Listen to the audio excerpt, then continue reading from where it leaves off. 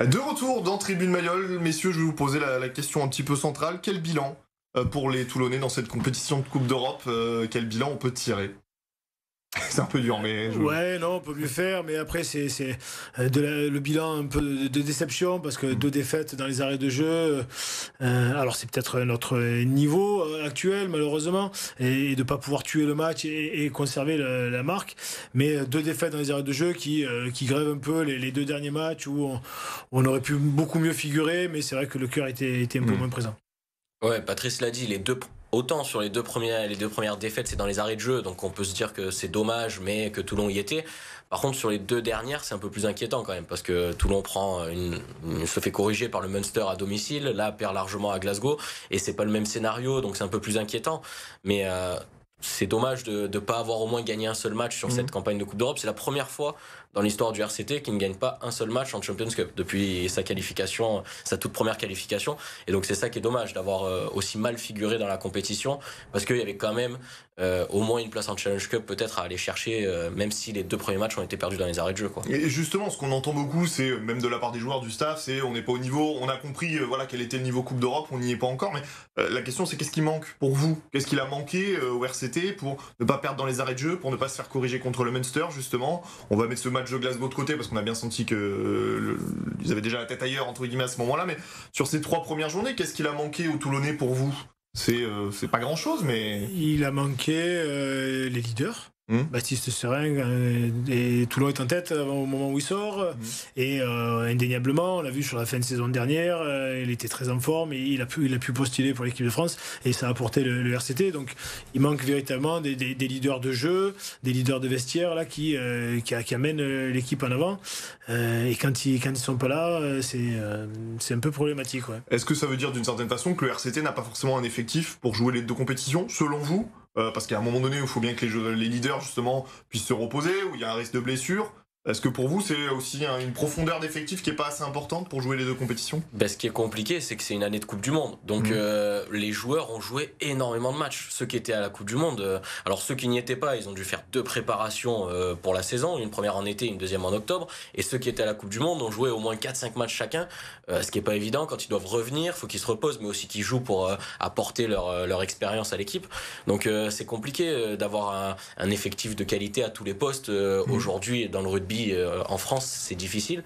Mais on peut dire que cette équipe a aussi manqué de pragmatisme parce qu'elle mène sur les 2 premiers matchs et à Exeter, on voit, ça essaye un peu de relancer des 22 mètres alors que quand on mène de peu comme ça, faut être pragmatique, faut faire preuve d'expérience, savoir garder le score, gérer la fin de match, et ce que Toulon n'a pas su faire sur les 2 premiers, quoi. Oui, parce que si j'étais un brin moqueur, je dirais que ça n'a pas posé de problème la Coupe du Monde aux Toulousains, qui ont fait 20 sur 20, ou même aux Rochelais, qui se sont qualifiés. Oui, mais ils ont plus de mal en top 14, Parisiens. par contre. C'est vrai, les Toulousains sont les rois. Ils jouent pas non plus 2 compétitions pleinement. Ils ont eu plus de difficultés au départ, c'est vrai. Mais justement, sur ce manque d'expérience, est-ce qu'on apprend aussi quand on perd contre Exeter, quand on perd contre Northampton, quand on prend une petite valise contre le Munster, est-ce qu'on apprend, Patrice, selon vous? Ah oui, on apprend, on apprend et puis on se remet vite au travail. Si on a cru qu'on pouvait défier parce qu'on avait gagné la Challenge Cup et revenir dans cette compétition que l'on a gagné par le passé, mais là c'est une nouvelle histoire.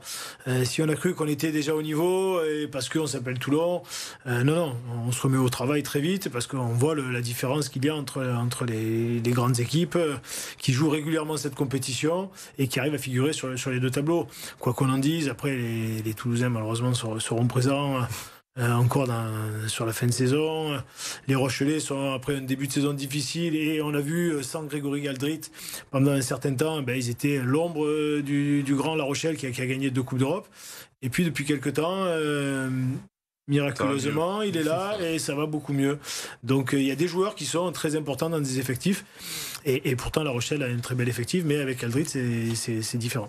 Après, on peut voir une éclaircie aussi sur cette élimination, c'est que Toulon va pouvoir se concentrer à fond sur le top 14, ce qu'il n'a pas fait les 2 dernières saisons. On l'avait bien vu, en jouant 2 finales de Challenge Cup, Toulon avait laissé des plumes et n'avait pas obtenu cette qualification pour la phase finale du top 14, alors que là, cette année, il va y avoir plus de marge de repos, plus de concentration sur le top 14, et enfin décrocher cet objectif de phase finale en championnat, ça va être plus jouable, quoi. Oui, ça donne 2 week-ends de coupure, à minima, le 6 et le 13 avril pour les 8e et les quarts. On ne sait pas si Toulon serait allé jusqu'en demi-finale, mais voilà, en tout cas, ces 2 week-ends-là sont déjà acquis dans tous les cas. On va refermer la page de cette Coupe d'Europe. Je voulais qu'on parle avec vous de cette nouvelle qu'on a appris en tout début de semaine dernière. C'est la convocation de 4 Toulonnais. Alors, il y en a 2 en équipe de France.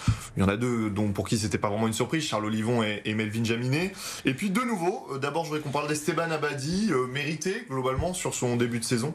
Oui, joueur le plus utilisé la saison dernière en top 14, encore cette année en début de championnat, l'un des meilleurs joueurs en touche de top 14 sur les 2 dernières saisons, donc on le voit, il n'y a pas de doute, il a été capitaine du RCT à un moment cette année, donc il n'y a pas de doute non plus, et forcément, on l'a dit, son absence elle se fait ressentir à Toulon, donc oui, non, pour moi il n'y a pas de surprise sur sa convocation.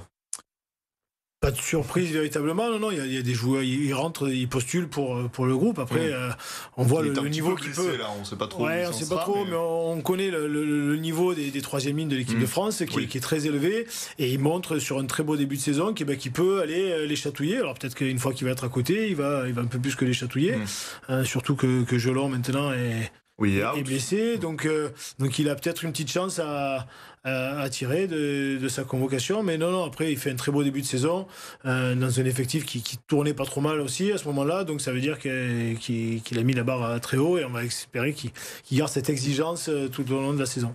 Et puis la surprise du chef Galtier, c'est l'appel de Mathias Salagahu, dont on s'attendait peut-être un peu moins, mais mérité tout autant pour vous.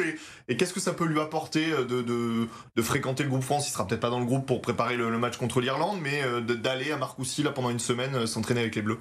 Ça va lui apporter de voir ce qu'est le très haut niveau. Il progresse énormément, on voit sa progression d'année en année, ça fait au moins 3 saisons là, qu'il est dans le groupe. Cette année, avec vraiment insistance, il vient postuler pour une place de 2e ligne pratiquement à toutes les rencontres.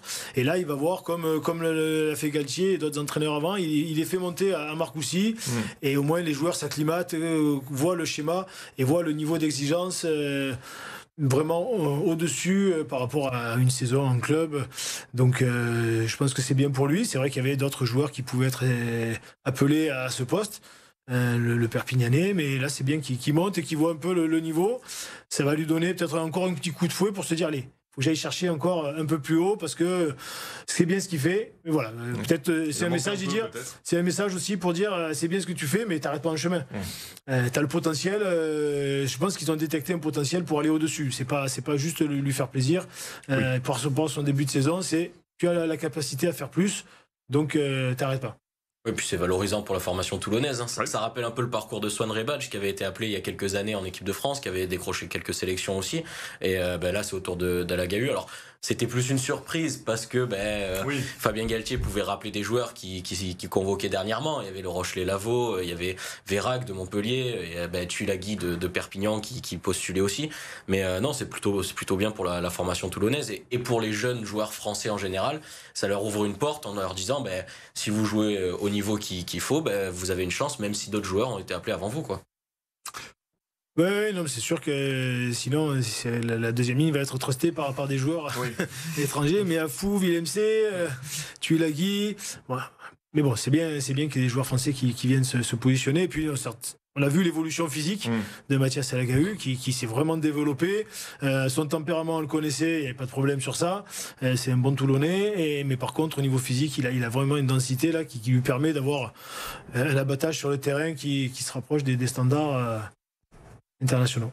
Messieurs, moi je vous propose rapidement qu'on passe sur le match de La Rochelle, parce que c'est ce que va préparer les Toulonnais. Vous l'aviez dit, Lucas, 2 rencontres décisives, 2 matchs à domicile, La Rochelle et Bordeaux avant la trêve. Qu'est-ce qu'on peut attendre de ce match face à une équipe rochelaise qui va perdre du coup ses internationaux, probablement quelques-uns, mais qui est dans une très bonne forme? Ils viennent de se qualifier en Coupe d'Europe, et des Toulonnais qui doutent. Quel type de match vous attendez? Qu'est-ce qu'on peut attendre des Toulonnais sur ce match-là? Beaucoup d'agressivité. Je pense que là, il n'y a pas trop de choix. Après, l'agressivité, maintenant dans le rugby, s'il n'y en a pas, c'est compliqué d'espérer gagner un match. Mais je pense qu'on va mettre des standards un peu plus hauts, et il va falloir un peu les agresser. Et comme j'ai dit, agresser la ligne d'avantage, peut-être ce qu'on fait un peu moins en ce moment, pour gagner cette ligne, ces centimètres à chaque fois, et ne pas laisser les Rochelais s'installer dans la partie. Et juste, je rapidement, mais sur la composition d'équipe aussi, on est dans les jambes, là, dans les pieds de Pierre Mignoni. Qu'est-ce qu'on fait? On fait un mix de Munster et Glasgow. On reprend à peu près, alors peut-être tu ne mettras pas Jérémy Sanzalandi, je pense pas, mais on reprend la composition de Glasgow, on reprend la composition du Munster, qui sur le papier était peut-être la plus belle qui puisse être alignée, mais qui n'a pas donné suite, entre guillemets. Comment vous le voyez-vous? C'est compliqué, hein. Ouais. D'être dans la tête de Pierre Mignoni, personnellement je le souhaite pas. Mais... Non, c'est compliqué. Peut-être s'appuyer sur certains joueurs qui ont fait un bon match à Glasgow, comme Coulon, tout ça, et réintégrer d'autres joueurs plutôt plus titulaires depuis le début de saison. Donc on va bien voir ce qu'il va mettre. Après, là l'important aussi c'est de reprendre de la confiance, quoi. Il y a eu une seule victoire sur les 7 derniers matchs. Le jeu n'était pas non plus au beau fixe ces dernières semaines. Voilà, parce qu'il y a même eu une victoire contre le Stade Français, mais c'était pas non plus le RC Toulon des grands jours. Donc je pense que avant tout là, il faut reprendre de la confiance, réapprendre à gagner, même si c'est pas très beau, mais au moins réapprendre à gagner pour se redonner une chance et se relancer dans ce top 14, quoi. On fera le bilan après Bordeaux, Patrice. Ah oui, on va faire le bilan pour Bordeaux. Non, mais deux matchs à la maison, 2 victoires indispensables et obligatoires. Il faut rester dans le championnat, dans la course. C'est un marathon et un sprint à chaque match et un marathon sur la durée. Donc il faut véritablement gagner pour rester dans la bonne position qui est le RCT au niveau du classement. Et puis après, on verra si on apporte un peu plus de jeu léché, mais ça va aller ensemble. Si les joueurs gagnent la ligne d'avantage, ça va aller ensemble. Il va y avoir des automatismes qui vont se créer. Donc, je suis confiant. Messieurs, merci beaucoup. Avant de se quitter, nous on regarde les résultats dans les autres sports dans le département.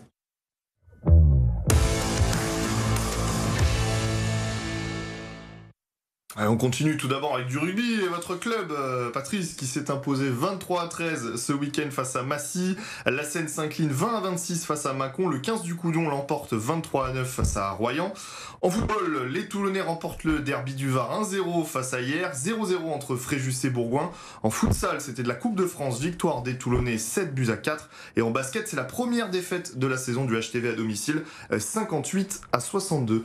Messieurs, merci beaucoup d'avoir été avec nous. Et puis on se retrouve la semaine prochaine, justement pour débriefer ce match face à La Rochelle.